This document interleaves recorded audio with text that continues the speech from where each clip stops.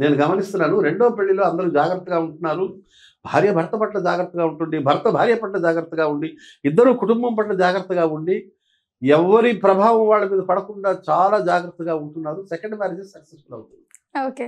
అది గమనించండి. Second marriages are mostly successful. కాబట్టి ఫస్ట్ మ్యారేజ్ ఫెయిల్ అయినా భయపడకండి. రెండో మ్యారేజ్ సిద్ధంగా ఉండండి అని ఈ జనరేషన్లో మాట్లాడుకుంటున్నారు. First marriage trial, second marriage successful.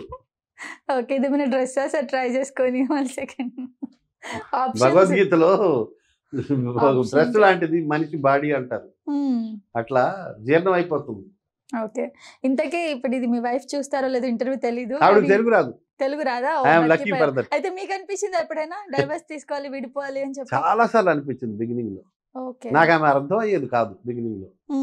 కొంతకాలం పట్టింది, తర్వాత అర్థమైంది. అంటే ఏ విషయాలు? నార్మల్ గా వంట దగ్గరే గొడవ అవుతుంది మెయిన్. నేను ఇంట్లో భోజనం చేయకపోతే ఆమె నానా యాగి చేస్తాడు. ఎందుకు అంత గొడవ చేస్తావు వంట దగ్గర, ఆ మాత్రం దానికి ఎందుకు గొడవ అని. ఓకే. తర్వాత ఎక్కువ నేను అమ్మ కూర్చి, ఆమెకు అది ఇష్టం ఉండేది కాదు. నువ్వు నా వైపు ఉండాలి కానీ మీ అమ్మ వైపు ఉంటావేంటి అనేది. అక్కడ ఒక చిన్న గొడవ ఉండేది. మేజర్గా ఈ రెండే, భోజనాలు ఒకటి, తల్లి ఒకటి. మీరు ఇంత అడ్జస్ట్ అయ్యి వెళ్ళిపోయారు. కానీ రీసెంట్ గా నేను ఒకటి విన్నాను, స్నానం చేయట్లేదని డైవర్స్ ఇచ్చారంట. రీసెంట్ గానే విన్నా నేను. సరే వదిలేండి టాపిక్స్ అన్ని. మా ఇళ్లలో 3-5 సార్లు స్నానాలు చేయకపోతే తోలు తీస్తారు. ఓకే. సో సార్, ఇంతకీ ఇండస్ట్రీలో అప్కమింగ్ యాక్టర్స్ ఎవరైనా వచ్చే వాళ్ళు ఉంటే ఏం చెప్తారు? ఎందుకు అడుగుతున్నాను అంటే, ఈ మధ్య చాలా మంది స్ట్రగుల్ అవుతున్నారు. ఎక్కడో దూరం నుంచి వచ్చేసి సెటిల్ అయిపోతాము, సినిమాలు వచ్చేస్తాయి, ఏదో ఆర్టిస్ట్ అయిపోతాం అనుకుంటారు. ముఖ్యంగా తెలుగు వాళ్ళు, బాయ్స్ కానీ గర్ల్స్ కానీ. నేను బేసిక్గా నా ఫ్రెండ్స్ అందరినీ చూస్తూ ఉంటాను. చాలా మంది బాధపడేది ఏంటంటే, తెలుగు డైరెక్టర్సే తెలుగు వాళ్ళకి ప్రోత్సహించట్లేదు, అవకాశాలు ఇవ్వట్లేదు అని చెప్పి. అసలు రావచ్చు అంటారా ఇండస్ట్రీకి?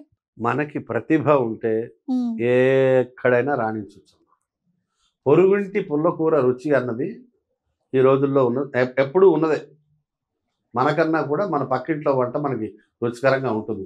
అది మానవ నైజం. దాన్ని మనం ఏం చేయలేం. కాబట్టి దాని గురించి పెద్దగా ఆలోచించొద్దు. మనలో ప్రతిభ ఉంటే మనం ఏదో ఒక రోజు రాణిస్తాం. ఎంత ప్రతిభ ఉన్నా కూడా ఇంత పిసర అదృష్టం కూడా ఉండాలి. అదృష్టం. నాతో పాటు నాకన్నా చాలా మంది ప్రతిభావంతుల్ని నేను చాలా మందిని చూశాను. కానీ నేను ఒక మెట్టు పైకి ఎక్కగలిగాను అంతే. నాతో పాటు ఉన్నోళ్ళు నాకన్నా బాగా టాలెంటెడ్ చాలా మందిని నేను చూస్తున్నాను. వాళ్ళకి లేదు. నాకు దేవుడు ఈ మాత్రం అదృష్టం ఇచ్చాడు. నేను చాలాసార్లు దేవుడికి దండం పెడుతుంటా. అమ్మా థ్యాంక్ యూ దేవుడా, థ్యాంక్ యూ దేవుడా, థ్యాంక్ యూ దేవుడా. మేకప్ వేసుకున్న ప్రతిసారి దేవుడికి పదే దండాలు పెట్టి పదే కృతజ్ఞతలు చెప్తాను. దేవుడా నాకు ఈ మాత్రం సక్సెస్ ఇచ్చావు, ఇదే సక్సెస్ కంటిన్యూ చేయి, ఉన్నంతకాలం అవకాశాలు ఇవ్వు స్వామి, ఉన్నంతకాలం పనిచేసే అవకాశాలు ఇవ్వు అని కోరుకుంటూ ఉంటాను. నాకన్నా చాలా మంది ప్రతిభావంతులు వెనకబడి ఉన్నారు, బేరాలు లేకున్నారు. నాకు ఎంతో కొంత ఉంది. స్టెబిలిటీ ఇచ్చాడు దేవుడు అన్ని విధాల, మానసికంగా, శారీరకంగా, ఆర్థిక పరంగా ఫుల్లీ స్టేబుల్. సో సార్, బేసిక్గా యాక్టింగ్, యాంకరింగ్ ఇవన్నీ కూడా చేస్తున్నారు కదా. ఇవి కాకుండా వేరే ఏదైనా ఫీల్డ్ వెళ్ళాలి అని అనిపించింది ఎప్పుడైనా? ఇదే ఫీల్డ్ ఫస్ట్ నుంచి ఎంచుకున్నారు? తెర ముందు కనిపిస్తే దాన్ని మించింది ఏముంది నాకు చెప్పండి. మహా డబ్బుగలవాళ్ళు కూడా తమ పిల్లలు తెర మీద ఒక్కసారి కనిపిస్తే చాలు అంటారు. నాకు తెలిసిన చాలా మంది ధనవంతులు ఫ్రెండ్స్ అడుగుతుంటారు, దాసు ఒక్కసారి తెర మీద చూపించవా, వంటల కార్యక్రమం చేస్తున్నావు కదా, నేను వస్తాను, ఒక వంట చేసినట్టు చేస్తాను రా, నన్ను కొంచెం ఒకసారి చూపించరా అని అడిగేవాళ్ళు ఉన్నారు.